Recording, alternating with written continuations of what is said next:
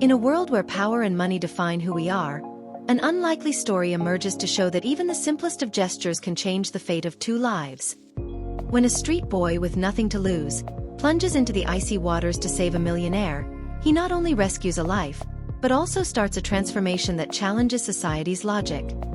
Get ready for a journey of courage, loyalty, and redemption, where true heroism comes from the most unexpected of places. What happens when gratitude and destiny intertwine in an unexpected way? Stay with us and find out.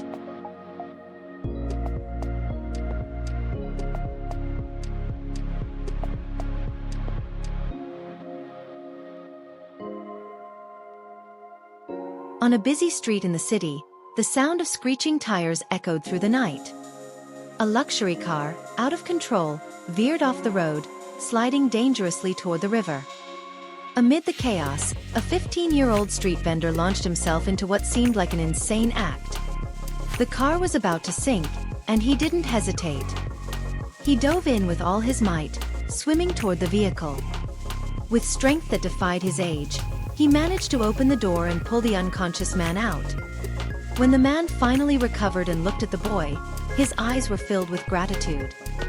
He was a millionaire, a man who had everything, but in that moment, he owed his life to the unknown.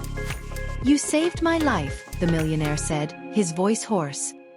"What can I do to repay you?" The boy hesitated. He looked at the man and instead of accepting money, responded with a single word, "Work." The offer was a surprise.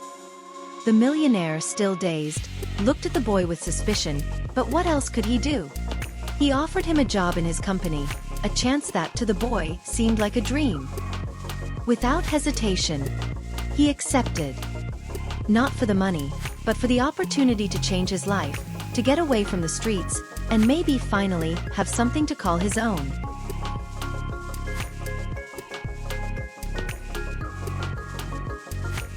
The boy was introduced to a world he never imagined possible. The millionaire's company was an empire, with headquarters in several countries, skyscrapers that touched the sky, and a structure that impressed even the most experienced. However, on his first day of work, he felt the weight of the difference between his world and that world of luxury. The environment was cold and impersonal. The people around him, dressed in expensive clothes, seemed to live in a parallel reality. The millionaire introduced him to his team, and the boy was initially assigned to simple tasks. However, the disbelieving looks of the other employees were evident. "What's he doing here?" they whispered among themselves, as if he were an alien in a place that didn't belong to him. He felt their gazes but didn't let it shake him. Opportunities like this didn't come every day, and he was determined to do his best. During the first few weeks, he observed the millionaire with a focus that could be mistaken for curiosity and respect. The man always seemed to be in control, but there was something in his eyes, a deep loneliness. The boy began to understand that wealth was not a guarantee of happiness. On the contrary, it seemed to only build a wall around the millionaire, who grew more and more distant from the people around him.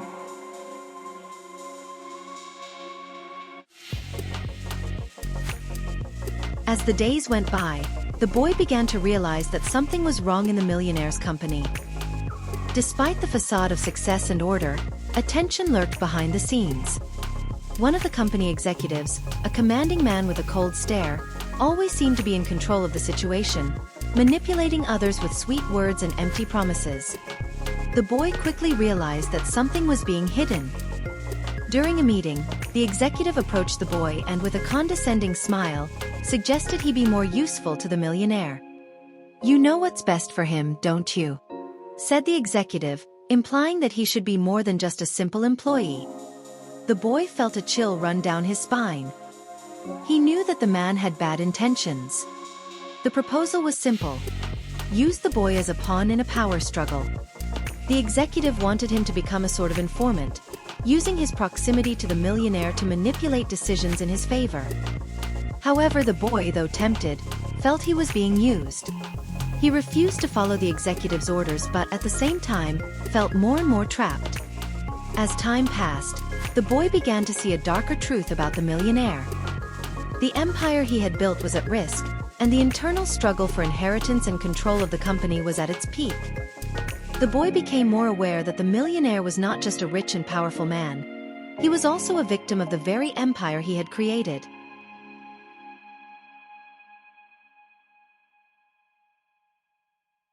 While investigating the company's affairs further, the boy came across a series of confidential documents that should not have been accessible to anyone outside the inner circle of the management. Among the pages, he discovered something he never imagined. The millionaire had not built his fortune with the talent everyone believed. Instead, he had gotten involved in shady deals, manipulating the market and making questionable agreements. The boy was shocked to realize that the millionaire had become exactly what he hated most: a man without scruples. The man who seemed like a strong, respected figure was actually trapped by his own choices, trying to maintain an image of success while hiding a past that could destroy everything. He wondered whether it was worth telling the millionaire the truth or if he should let the past die and move on with his own life. Faced with this revelation, the boy found himself at a crossroads. His loyalty to the man who had saved him from oblivion was strong, but the truth needed to be told. He knew that if he told the millionaire what he had discovered, it could devastate everything the millionaire had built. On the other hand, not telling meant allowing the secret to perpetuate. The weight of his decision grew heavier with each passing moment.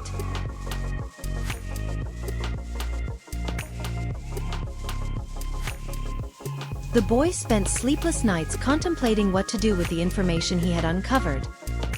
Finally, he decided he couldn't continue living with the secret. He scheduled a meeting with the millionaire. When he saw him for the first time, the boy realized how vulnerable the man seemed at that moment. The millionaire, although rich and powerful, was in an invisible prison, trapped by the choices he had made in his youth. "I found something," the boy said, trying to keep his composure. "Something you need to know about your company." The millionaire, with a tired look in his eyes, asked him to explain. The boy shared what he had discovered, leaving no detail out about the shady dealings and illicit agreements that had been made over the years. The millionaire's reaction was a mix of shock and anger. "How dare you accuse me of something like this?" he shouted. "I built all of this with my effort, with my hard work."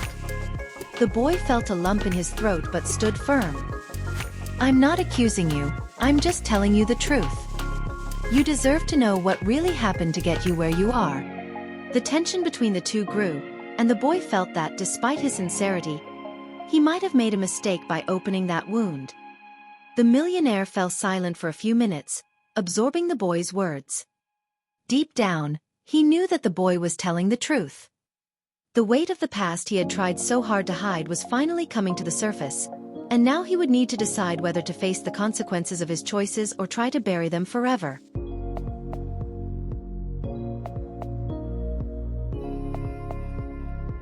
After the confrontation with the boy, the millionaire spent days reflecting on his actions. The weight of the truth consumed him, but he knew he had to do something. The decision was clear. He would confront the executive and try to correct the mistakes of the past, even if it meant losing his position of power. The boy, in turn, also knew that he needed to act. He couldn't stand by while the millionaire dealt with his own demons. Together, they prepared to face the corruption that was eroding the company. The great confrontation took place in an emergency meeting, where the millionaire confronted the executive in front of the whole team. "I know what you did," he said, his voice firm and full of authority. The executive, surprised by the millionaire's boldness, tried to deny it, but the boy stepped forward with the documents proving the corruption. He had finally decided to expose the truth. The battle was fierce. The executive tried to manipulate the situation, attempting to discredit both the millionaire and the boy. However, the strength of the truth could not be ignored. The millionaire finally freed himself from the executive's control and the corruption surrounding him. The victory was bittersweet, for he knew the company, his life, and his reputation were permanently stained, but he felt an unexpected relief, as if an invisible prison had been broken. The boy, on the other hand, felt proud of having helped the millionaire see the truth, but also saddened by how things had unfolded. He knew that the struggle for justice didn't always bring instant rewards, but in that moment, he felt he had done the right thing.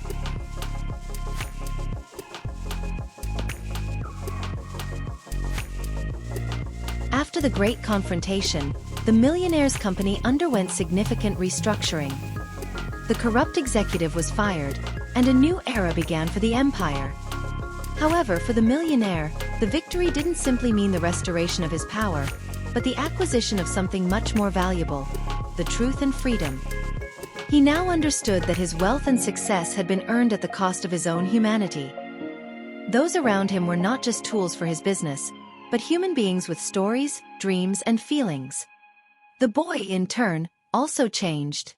Helping the Millionaire see his truth made him rethink his own life.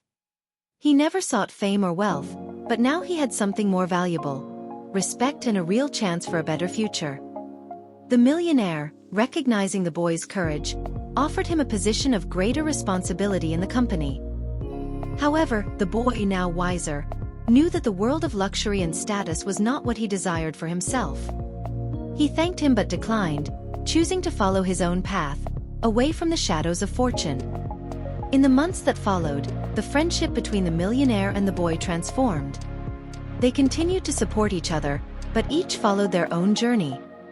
The Millionaire, now more humble, invested his time in social causes and focused on building a more positive legacy. Something that made him feel proud, not ashamed. The boy, for his part, used the experience to open a small business, something he had always dreamed of but never had the courage to try. Both, in different ways, found redemption. The Millionaire, by facing his mistakes, rebuilt his life on more solid foundations, while the boy, by choosing to follow his own path, learned that true wealth is not in what you have, but in who you are. This story shows us that, as much as power and money may grant access to what many consider a perfect world, the true value of life is not in what we have, but in the choices we make and the people we cross paths with. The Millionaire and the boy found redemption, not through wealth, but through the courage to face the truth and fight for a better future. Sometimes, the greatest heroism lies in making difficult decisions, even when life pushes us away from our ideals. What would you do if you were in their place? True transformation begins when we decide to change our own story.